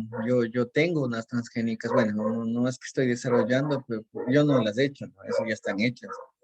Pero está estudiando algunas, una especie, una semilla transgénica. Y pues no le da el virus, por ejemplo, como dice Miguel, pero demanda de muchos nutrientes y demanda y tiene otro tipo de enfermedades, otros problemas, son susceptibles a otras cosas. O sea, como cualquier tipo de pastillas, por ejemplo, para el humano, nos arregla el estómago, pero nos daña el riñón. O sea, es más o menos así. Entonces, cambian un gen, pero se vuelve susceptible en otras cosas. Entonces, a la larga, pues la utilidad por uno ganar más a veces hasta se pierde. Capaz que en algunas se pierde. Entonces, todo eso hay que hacer números, o sea, hay que hacer cuentas, ¿no? Si con el tomate normal, un ejemplo, con el tomate normal yo saco 40 toneladas en una hectárea, eh, y pues acá me dicen, a este tomate no van a tener problemas de la negrita, no van a tener problemas de antracnosis, no van a tener problemas de botritis, no sé, se me viene. Y pues uno siembra emocionado porque ya no va a tener ese problema, pero plum, tengo el mildium, tengo fitóctora, tengo otros problemas y a la larga salgo en vez de sacar las 40 toneladas, saco 41 y gano una tonelada, por ejemplo, o gano 2 toneladas. ¿De qué me ha servido? ¿Cierto? O sea, ¿de qué me ha servido? Entonces, Claro, es que, por ejemplo, cuando le venden ciertos productos como estos, le venden con un kit, ¿no? Que le dicen tiene que aplicar esto, porque si no, no va a tener los resultados esperados. En el caso de algunos tipos de cerdos que dicen que son eh, triple jamón, ¿no? Hay que utilizar algunas hormonas que ayudan a tener más musculatura. Entonces, me imagino que debe ser un poco igual en el tema de las plantas. sí, sí, es lo mismo. Es lo mismo, porque pues están modificados genéticamente. Bueno, en los cerdos no he escuchado todavía que haya este problema, porque hay más cruzamientos y líneas que sacan, ¿no? Pero como dice, pues para tener más masa muscular y para tener un poco más pues siempre estamos dándoles probióticos, dándoles ciertas, piensos concentrados que pues ya vienen de una industria a veces que no se sabe qué mismo tienen. Y esto pues no es tan saludable, porque a la larga no es que estoy diciendo que el balanceado es un problema, pero es más caro. A veces no hablemos tanto Claro, por la salud, sí, sino hablemos pero exacto. Ya tenemos aquí en el país, se utiliza ciertos productos, hormonas que se utilizan, ¿no? Ya sea en bovinos o en porcinos, para poder mejorar estas condiciones de la masa muscular, ¿no? E incluso la inmunocastración y todo esto. ¿Cómo es la inmunocastración? Es una hormona que se aplica a los cerdos para no castrarlos, como se hacía anteriormente.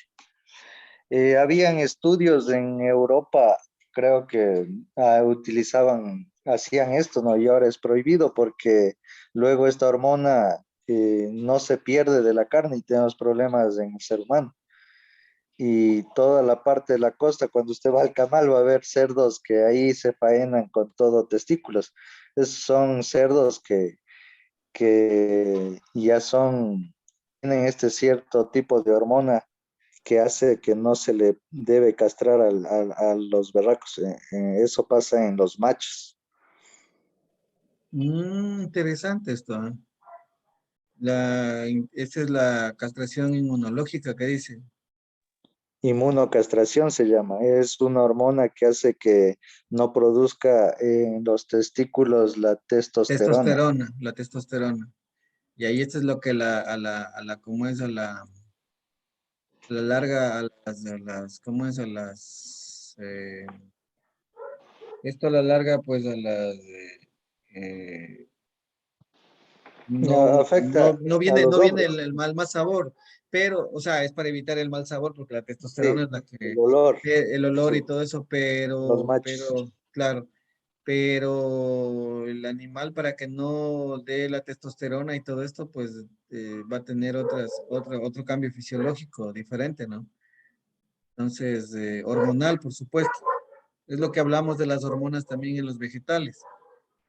Es lo mismo, ¿no? Es un desbalance hormonal. Eh, sí, o sea, sí, vea, todas estas cosas pues ya comenzaron a cambiar, a modificar muchas cosas. Y pues sí, yo estoy de acuerdo que siga castrándose normalmente como siempre se ha hecho. La inmunocastración se realiza en un periodo, déjeme ver algo aquí que tengo. Finalización se aprovecha el potencial de crecimiento de los cerdos enteros hasta la segunda vacunación.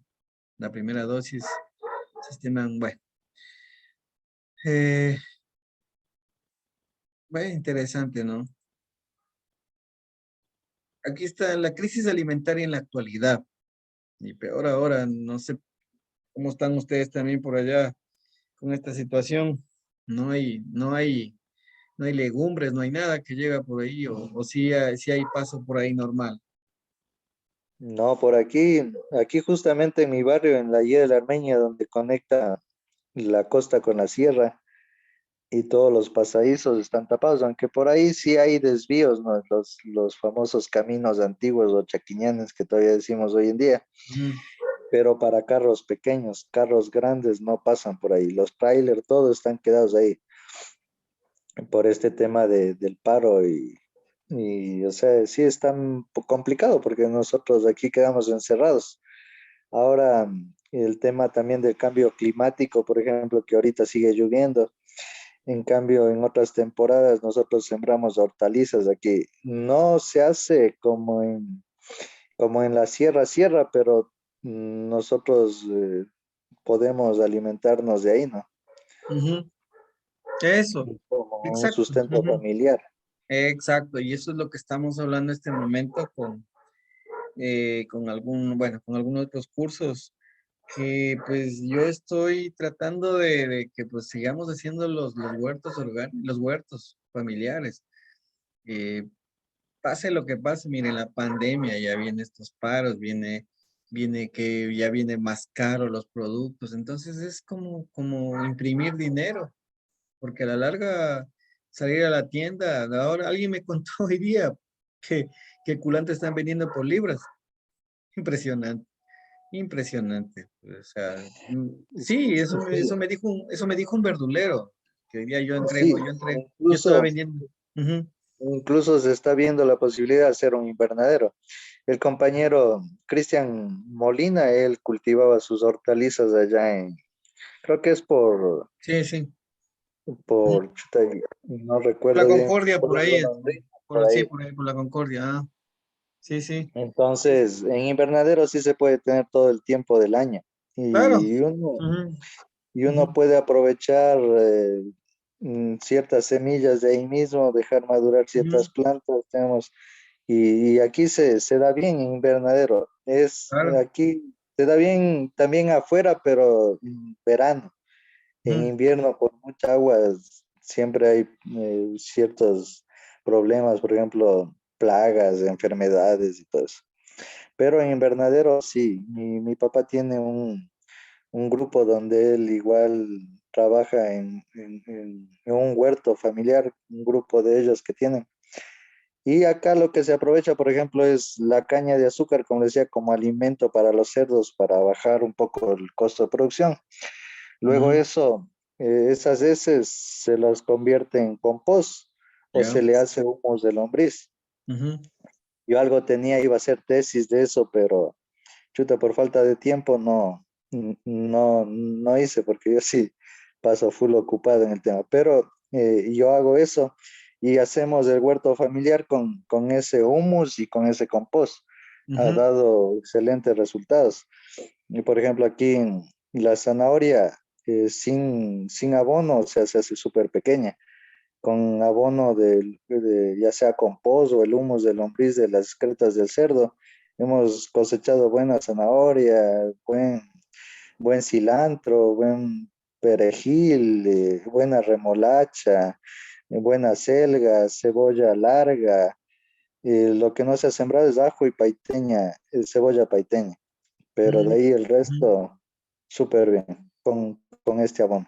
E incluso el barraganete con heces del cerdo porque él tolera un poco más sin descomposición. Se Ujú, hace unas buenas cabezas de barraganete que es de la costa, ¿no? ujú, ujú.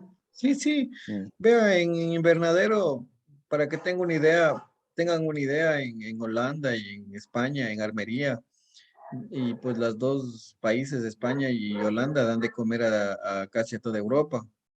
Ellos imagínense que tienen unos invernaderos de vidrio, ¿no? Pues, lógicamente, para que no pase, pueden estar afuera a menos 20 grados.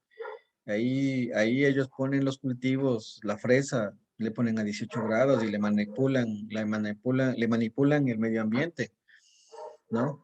Y pues le ponen y le ponen las horas luz necesarias. Ustedes podrían hacer también póngale en los invernaderos, podrían poner tal vez si pasa mucho nublado y todo, pues pongan focos en la noche. Bueno, yo sé que la luz va a gastar un poco más, pero de pronto ponen unos paneles y pues le dan a la planta para que pueda desarrollar y seguir trabajando, ¿no? Entonces, no sé, hay muchos métodos para poder compensar. Una que compensa también el CO2 y todo como hemos hablado, es poner materia orgánica, lo que están poniendo ustedes. Si ustedes ponen materia orgánica, compensan el CO2 y la planta y el tener CO2 más agua y todo, pues va a fotosintetizar más, ¿sí? Entonces, es fundamental el CO2 en las plantas y también para cambiar la estructura y textura del suelo. Entonces, ustedes eso es lo que están haciendo. Y pues, lógicamente, medirán el pH por si acaso se les acidifique mucho y tengan que tal vez hacer una enmienda, tal vez una vez al año de pronto poner algo de cal, ¿no? Algo de óxido de calcio o alguna cosa para que pues no tengan problemas de las bases, ¿no? Eso es lo que les hace falta un poquito de estudiarles de eso para que pues de pronto una enmienda al año y no tendrían problemas, dependiendo también del pH que tengan, por supuesto. Ya. No, no, está bien. Está muy bien y yo creo que ahora en adelante, pues todos estamos trabajando por hacer nuestro huerto familiar, ¿no? Una por la salud y otra porque están escasas las cosas. Mm, sí, y ahora peor todavía con todas estas situaciones. Miren, las crisis alimentaria en la actualidad un tema relevante que todo el mundo hablamos de eso, pues es la disminución de agua dulce.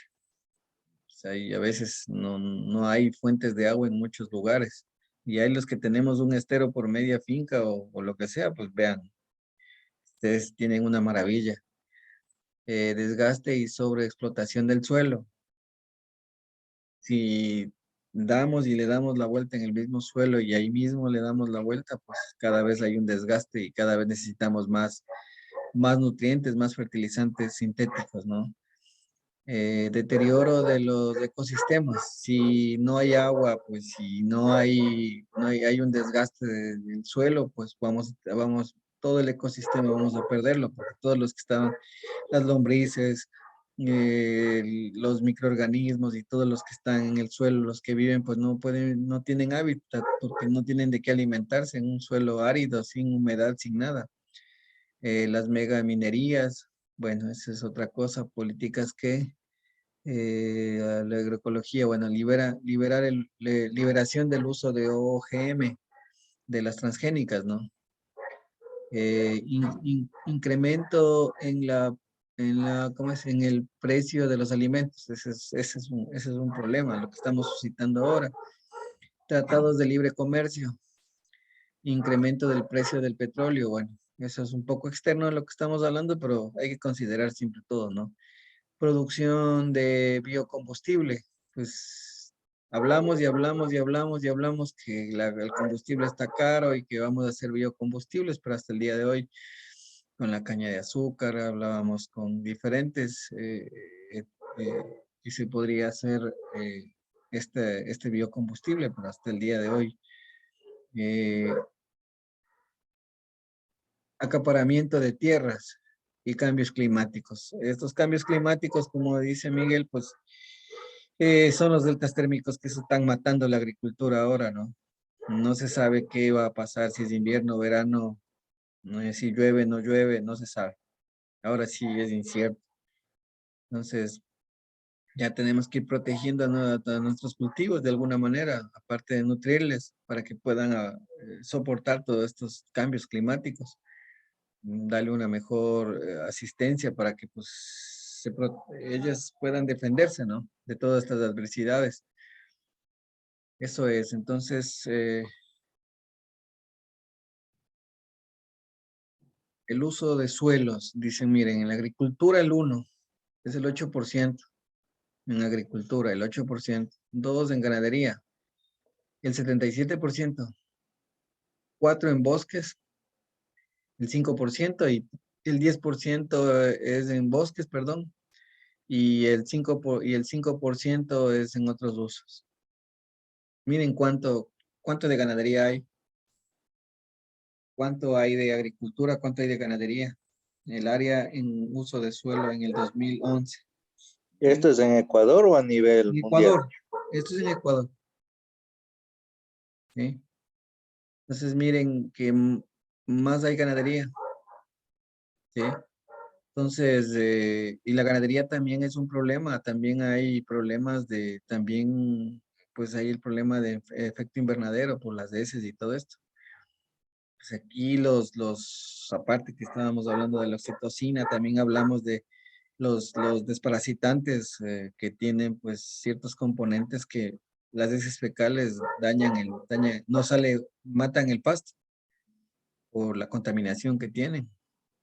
Y es uno de los que más contamina el ambiente, la ganadería. Bueno, eso es como para conversar horas y horas de lo bueno y lo malo que puede suceder. Que al final también necesitamos alimentar un montón de población, ¿no? Y pues la nutrición y todo del humano, bueno, ¿qué le parece el 77% de ganadería y el 8% nada más de agricultura?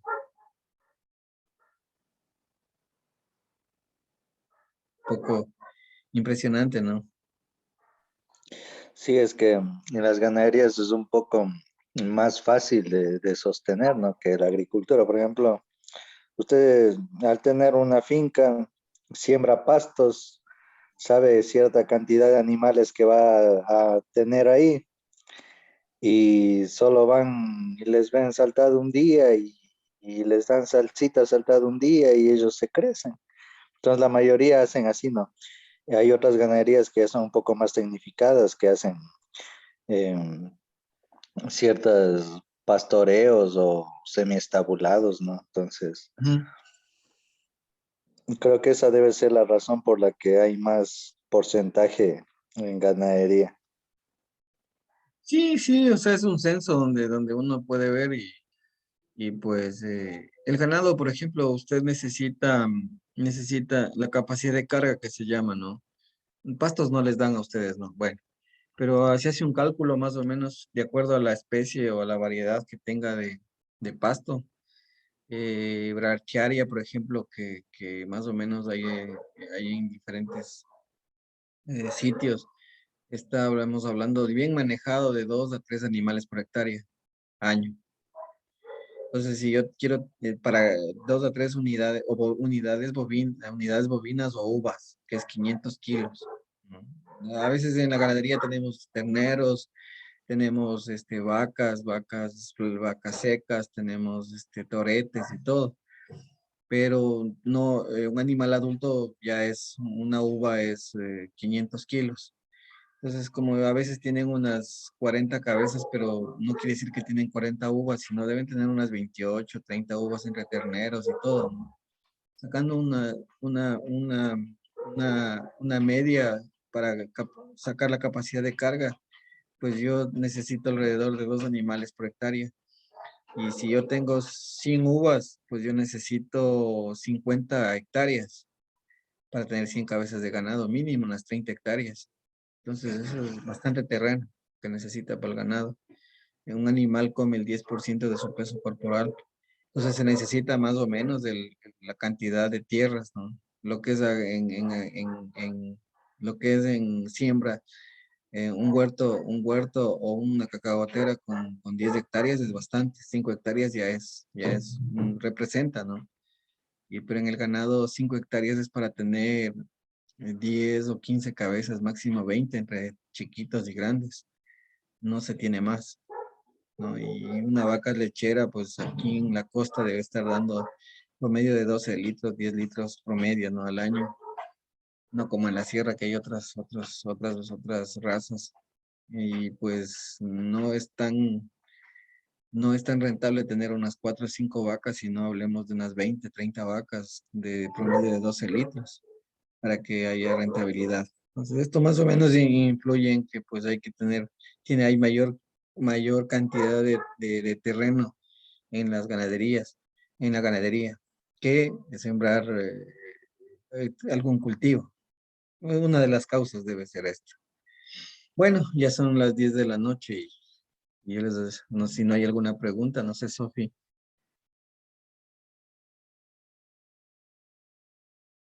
No hice ninguna pregunta. Ok, entonces estaríamos hablando el día viernes. No sé si alguna pregunta, Miguel, o alguna situación.